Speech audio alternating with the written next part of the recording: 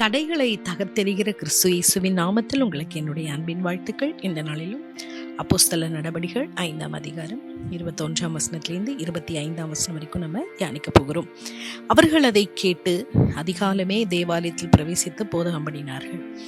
பிரதான ஆசாரியனும் அவனோடு கூட இருந்தவர்களும் வந்து ஆலோசனை சங்கத்தாரையும் இஸ்ரவேல் புத்திரரின் மூப்பர் எல்லாரையும் வரவழைத்து அப்போஸ்தலர்களை கொண்டு வரும்படி சிறைச்சாலைக்கு சேவகரை அனுப்பினார்கள். சேவகர் போய் சிறைச்சாலையிலே அவர்களை காணாமல் திரும்பி வந்து சிறைச்சாலை மிகுந்த பத்திரமாய் பூட்டப்பட்டிருக்கவும் கவர்கரவிலேயே கதவுகளுக்கு முன் நிற்கவும் கண்டோம். திறந்த பொழுதோ உள்ளே ஒருவரையும் காணோம் என்று அறிவித்தார்கள்.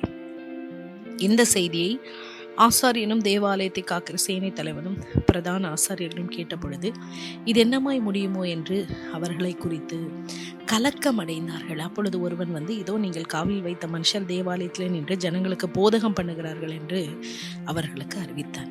கிறிஸ்துவுக்குள் எனக்கு பிரியமான சகோதர சகோதரிகளே, இந்த அப்போஸ்தலர் அவர்கள் கிறிஸ்துவின் சுவிசேஷத்தை ரொம்ப தெளிவா வைராக்கியமா சத்தியமா அவங்க அறிவித்ததுனால இங்கு அந்த யூத மத தலைவர்கள், அந்த சங்கத்தில் உள்ளவர்கள் எல்லாம் அவங்க என்ன செய்தாங்க, இவர்களை கொண்டு போய் சிறைச்சாலையில போட்டாங்க.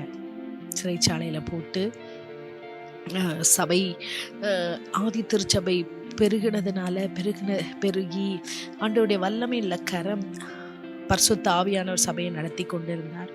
இப்போ அங்கே அற்புத அடையாளங்களும் நடக்கும் பொழுது இந்த இடத்துல சபைக்காக ஒரு உபத்திரவம் இந்த அப்போஸ்தலர்களுக்கு வருகிறது. சிறைச்சாலையில் போட்ட போது அங்கே நம்ம நேற்று தினத்தில் பார்த்தோம், கர்த்தருடைய தூதன் ராத்திரியில போய் அவங்கள கதவுகளை திறந்து வெளியே கொண்டு வந்து அவங்களுக்கு ஒரு கட்டளை கொடுக்குறாங்க. என்ன? தேவாலயத்துல போய் நீங்க ஜீவ வார்த்தைகள் எல்லாருக்கும் போதிங்க, சொல்லுங்க. அப்போ இந்த அப்போஸ்தலர்கள் என்ன பண்ணாங்க, தேவதூதர் இந்த கட்டளையின் படியே அவர்கள் நேர தேவாலயத்துக்கு போய் பயப்படல. அங்க இருந்தானே நம்மளை பிடிச்சாங்க, திருப்பி என்ன செய்வாங்களோ, திருப்பி சிறைச்சாலையில கொண்டு போய் போடுவாங்களோ, அதெல்லாம் அவங்க பயப்படவே இல்லை. தேவதூதன் அவங்களுக்கு என்ன கட்டளை இட்டாரோ அதை அவர்கள் அப்படியே செய்தாங்க. போய் தேவாலயத்தில் அவர்கள் பிரசங்கம் பண்ணி கொண்டு இருந்தாங்க. உடனடியாக அந்த கட்டளைக்கு கீழ்ப்படிந்தார்கள் என்று பார்த்தோம்.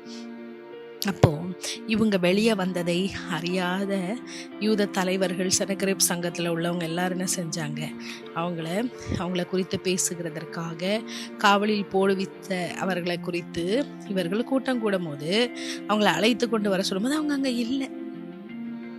அங்கே சிறைச்சாலை அங்கே காலியாக இருந்துச்சு, ஆனால் பூட்டப்பட்டு இருந்தது. காவலாளர்லாம் அப்படியே தான் நின்றுட்டு இருக்காங்க.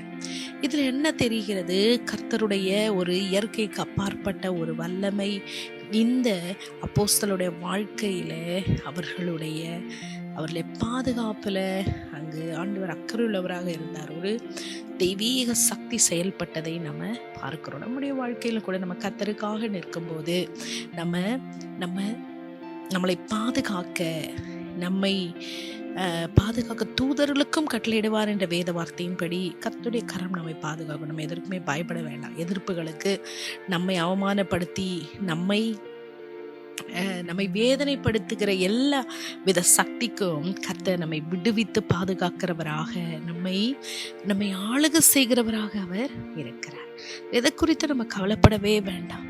அங்க சிறைச்சாலை மூடி இருந்துதான், அங்க பாதுகாக்கிறவர்கள், காவலாளிகள் நின்று கொண்டிருந்தாங்க.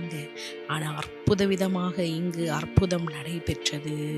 இது தேவனுடைய வல்லமையை இது பிரதிபலிக்கிறது. அதிகாரத்துக்கும் மேலான தேவ வல்லமை நம்முடைய வாழ்க்கையிலும் அதே தேவ வல்லமை இன்றும் அது செயல்பட அது ஆயத்தமா இருக்கிறது. அந்த தேவ வல்லமை என்னோட வாழ்க்கையில செயல்பட நாம தான் என்ன செய்யணும், அதை அனுமதிக்க வேண்டும், இடம் கொடுக்க வேண்டும். தேவனுடைய வல்லமை, மகத்துவமான இந்த வல்லமை நம்முடைய மட்பாண்டங்களில பொக்கிஷமாக கர்த்தர் கொடுத்திருக்கிற இந்த பொக்கிஷத்தை, இப்ப இந்த பொக்கிஷத்தை நம்ம பெற்றுக்கொள்வது மாத்திரமல்ல, அதை நம்ம செயல்படுத்தணும்.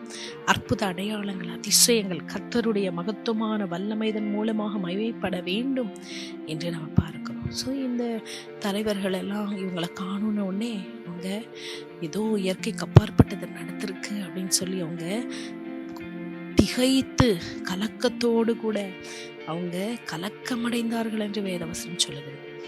அவங்க ஐயோ நம்மளுடைய அதிகாரம்லாம் போகுதே, நம்ம ஜனங்கள் மேலே நம்முடைய ஆளுமையெல்லாம் போகுதே, நம்மளை மீறி இந்த அற்புதங்கள் நடைபெறுகிறதே, இந்த அப்போஸ்தலர்கள் நம்மளை காட்டிலும் அவங்க ஜனங்கள் மத்தியில் உயர்ந்திருக்கிறார்களே என்று சொல்லி அதுதான் அவங்களுக்கு ரொம்ப கவலை. அவங்கள ஆத்மாவை குறிச்சோ அவங்களுடைய பாவத்தை குறிச்சோ அதெல்லாம் அவங்களுக்கு கவலை இல்லை. ஸோ அவங்களுடைய பதவி போகுது, அவங்களுடைய அதிகாரம் போகுது, ஜனங்கள் மத்தியில் அவங்களுடைய பெயர் பிரஸ்தாபம் கம்மியாகுது. இதுதான் நம்முடைய வாழ்க்கையிலும் கூட இன்றைக்கு நாம் எதை நம்ம நிரூபிக்க பிரயாசப்படுறோம்? கர்த்தருடைய முகத்துக்கு முன்பாக நம்ம வாழ்ந்து உண்மையாய் அவரை சேவிக்க, அவருடைய பாதுகாப்பில் நம்ம இருக்க நம்ம பிரயாசப்பட வேண்டும். அதுதான் தேவனுடைய வார்த்தை. கர்த்தருடைய பாதுகாப்பு எப்பொழுதும், எப்போ நம்ம உண்மையாக அவரை சேவிக்கும் போது அவருடைய பாதுகாப்பின் கரம் எப்பொழுதும் நம்ம கூட இருக்கும் என்று மறந்து விடவே கூடாது. நம்மை பாதுகாக்கிறவர் மாத்திரமல்ல, நம்மை பலப்படுத்துகிறவர், நம்மை தீமைக்கு நீங்களாக்கி நம்மை விடுவிக்கிறவர், நம்மை நிலைநிறுத்துகிறவர், மேன்மைப்படுத்துகிறவர். அவரை நோக்கி நாம் கண்களை ஏறெடுப்போமா? எங்கள் அன்பின் தெய்வமே, இந்த ஆசீர்வதிக்கப்பட்ட நல்ல நாளுக்காக உமக்கு நாங்கள் நன்றி சொல்லுகிறோம். கர்த்தாவே, இந்த அப்போஸ்தலரை நீர் பாதுகாத்தீர், நீர் நடத்தினீர். ஆண்டவரே, தகப்பனே, கர்த்தருடைய கரம் கூட இருந்ததே உமக்கு நன்றி ஆண்டவரே. அப்பா, நீர் செய்த மகத்துவமான கிரியைகளுக்காக, வல்லமையான கிரியைகளுக்காக உமக்கு நன்றி சொல்லுகிறோம். அப்பா, நீர் ஆண்டவரே அவர்களை மேன்மைப்படுத்தினீர். அதே வல்லமையின் கரை இந்த நாட்களிலும் ஆண்டவரே எங்கள் குடும்பத்தில், எங்கள் வாழ்க்கையில் நீர் ஆளுகை செய்து நீர் வழி நடத்தும்படியாய் உங்களுடைய அன்பின் கரத்தில் நாங்கள் அர்ப்பணிக்கிறோம் ஆண்டவரே. நாங்கள் உமக்கு உண்மையாயிருக்கும் போது கர்த்தர் எங்கள் வாழ்க்கையில் பெரிய காரியங்களை செய்கிறவர். நீரே பலப்படுத்த வழி நடத்தும். துதிக மகிமையாவும் செலுத்தி இயேசுவின் நாமத்தில் ஜெபிக்கிறோம் பிதாவே. ஆமேன், ஆமேன்.